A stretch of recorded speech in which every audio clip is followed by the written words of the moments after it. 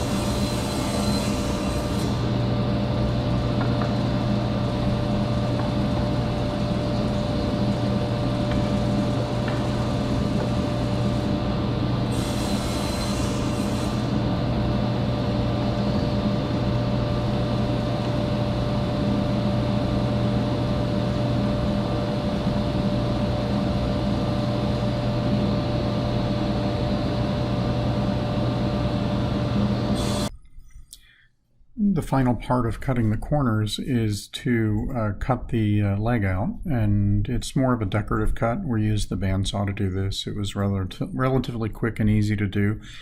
Stacking two of them together gives you a perfectly mirrored pair, so I took each of the four corners and cut them at the same time. So to cut the mortise and tenon, we use the router and the table saw.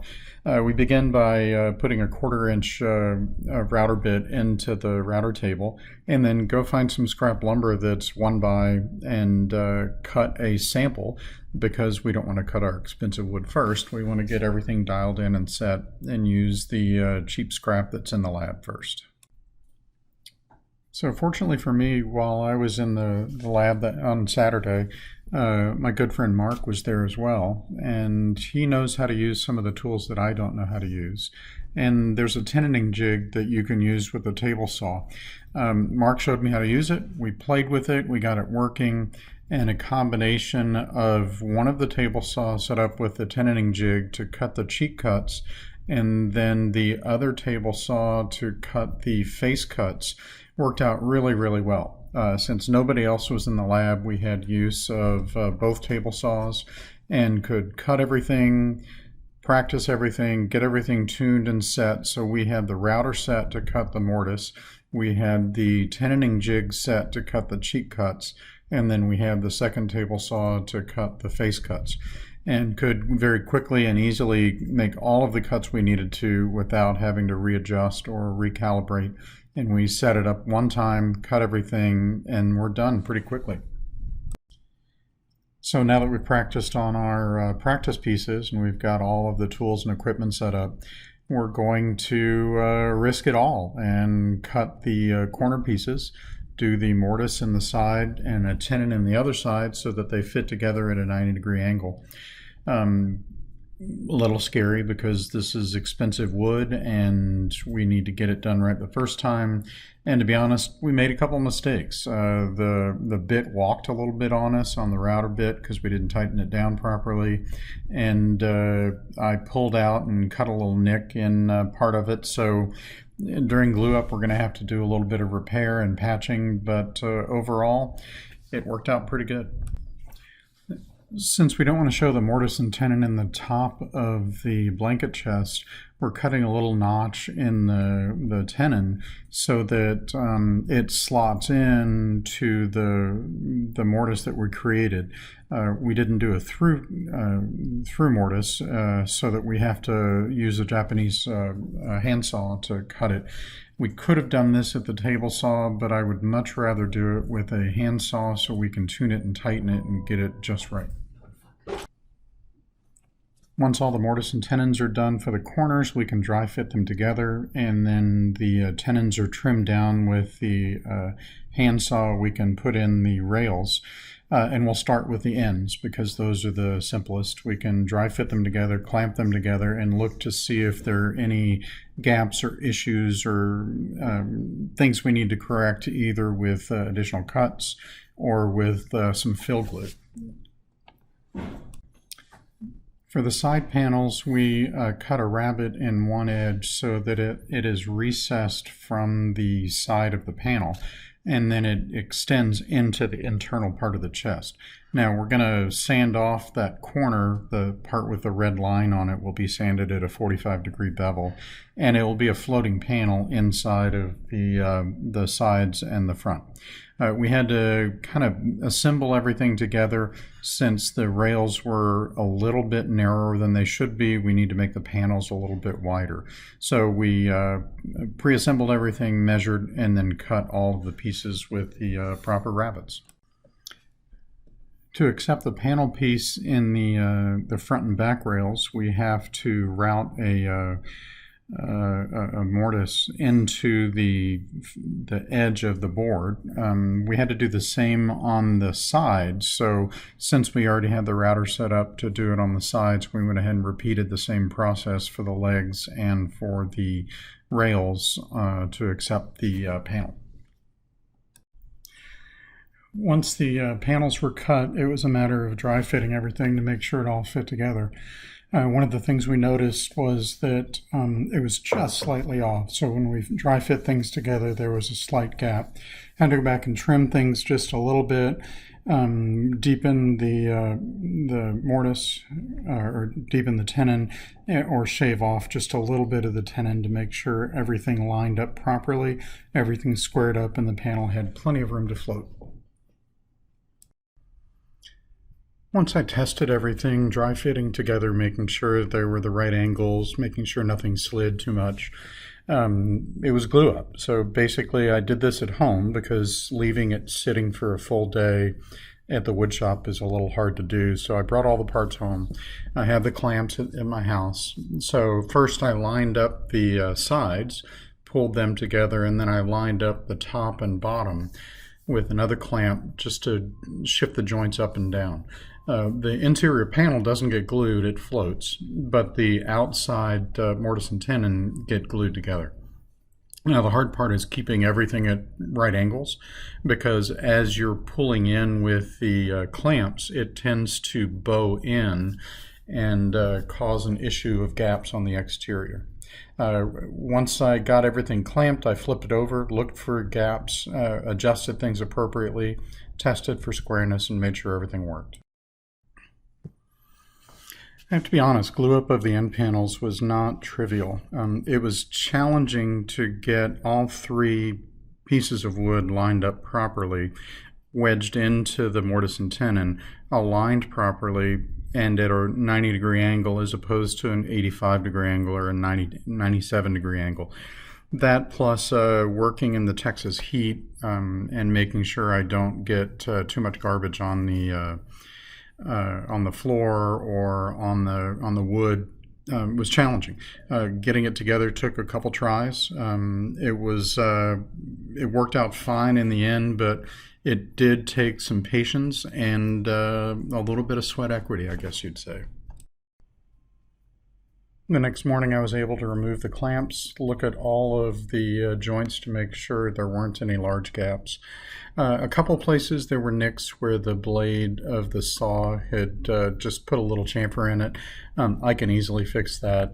Other parts, there were substantial gaps, and this is going to be at the back of the chest in the bottom left-hand corner. Not a big deal, but I'm going to cover this up with a little bit of sawdust and glue, as well as the cedar on the bottom, so I'm not too worried about a large gap in the back corner. So back in the wood shop, I went through the sanding of 120 to 220 using the orbital sander, making sure to capture the dust in the orbital sander dust catch. The idea is if you mix this with glue, it accepts stain and it looks the same color as the wood, whereas the glue dries as a different color. So for the back corner of the chest on the left-hand side, there was a substantial gap. What we're going to do is first fill it with glue and then take the sawdust and rub it into the glue and then let it dry overnight. The idea is we're basically creating a synthetic that accepts stain because the glue does not stain the same way as the wood does. So I personally like to customize a piece with some type of cartoon artwork. Calvin and Hobbes is the one I usually choose. What we're going to do is laser etch something we download from the internet and put that on the inside of the chest. If you look at it, it came out really nice. The etching came out nice. It's small. You'll see it when you open the top, but otherwise it's kind of hidden. The final glue up is to glue the front and back pieces, the rails, and the center piece. It's easy to do. I didn't show this on video because it's just glue up and clamping. I left it in the shop overnight. I can slide it under a bench with a tag on it saying, you know, I've got storage permission for 2 days. And then I did a final sanding. The sanding was relatively easy. I went again from 120 to 220 grit and made sure that I had a smooth surface, wheeled it out to the car, and brought it home for a final stain. Once I got it home, I put it up on the workbench, did a quick check to see are there any gaps or checks or issues that are going to appear before I put stain on. And with that, I used the sawdust and glue to fill in the gaps. There was still a large gap with the bottom left-hand corner, but this is going to be covered up with some aromatic cedar, so I'm not too worried about it. It's inside in the back, and it'll be up against the wall, and you won't really see it. If that's the major issue in this project, I'm okay with that because it's hidden. So I have to admit, most woodworkers say the part they hate the most is sanding. I would take exception to that. The part I hate the most is finishing. I have to move everything out of the wood shop. It's very dusty in the garage that I've got. It is the middle of summer. It's very hot outside. I am staining this on my back porch because there's not much other room to do it with. I've got a bunch of cabinetry in the garage, so I can't create an isolated work area. And I do want this to cure slowly outside and give it a little bit of a warm in for the stain. For the stain, I'm using a red oak stain from Minwax. It's relatively straightforward. And then once I finish that, I'll put 3 or 4 coats of polyurethane on top of it. I'm very happy with the color of the stain. I basically took 4 different pieces, presented it to my wife and said, here are the various colors. Is it too light? Is it too red? Is it too gray? And then took those samples and picked and matched the color of the flooring, the color of the bed it's going to go against. And since I have zero color vision, I use her judgment to figure out what stain to go with. And for this, I went with the basic red oak, which is the same wood we're using, and it turned out just beautiful. The final depth worked out really well. I basically had to go back over it later in the day with a cloth to wipe out the tacky and sticky parts because I put a nice coat on it, but I didn't put too much on. There were a couple areas in the corner where it got a little thick, so wiping it with a dust-free cloth was easy to clean it up.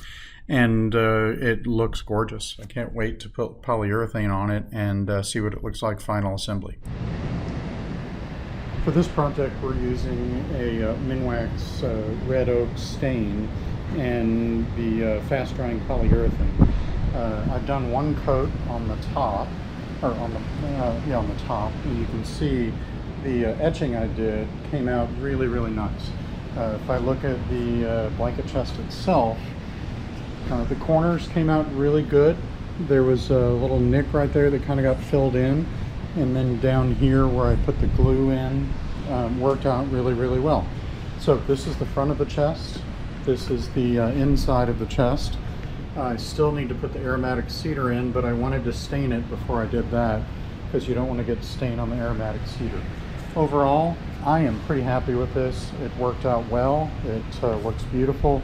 And I just have to put 2 more coats of polyurethane and put a hinge on it, and we're good to put the cedar in and put it in the house. If we look at the joints that had the slight cutout in it and needed a little bit of glue and sawdust, with the stain and the polyurethane on it, they actually look good. They came out better than I expected, so it looks like I knew what I was doing. The last 2 steps are to put in the aromatic cedar, which is just some cedar planks that was bought as a box that you cut up into the right lengths, lock together with tongue and groove, and then lay in the bottom. I could glue them, I could nail them. I'm just going to let them float there because aromatic cedar you need to treat occasionally and come out and just sand it softly, and then it smells like cedar again. The final step is putting the hinge on, which is just a brass hinge that attaches to the top and attaches to the back of the chest.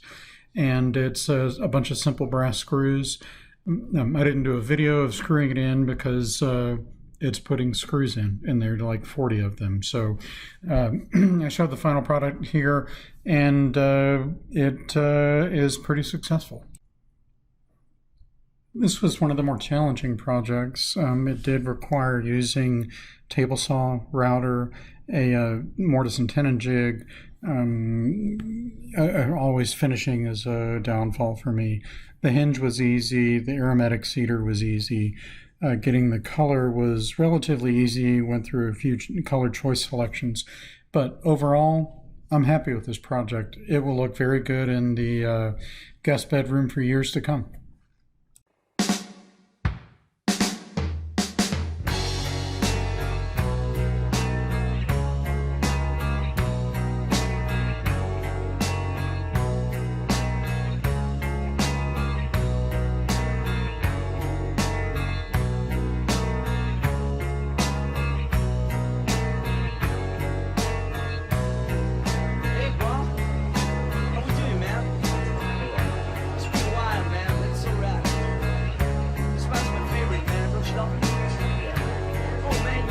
Now back to your regularly scheduled program. And while some may see them as the crazy ones, we see genius. Because the people who are crazy enough to think they can change the world are the ones who do.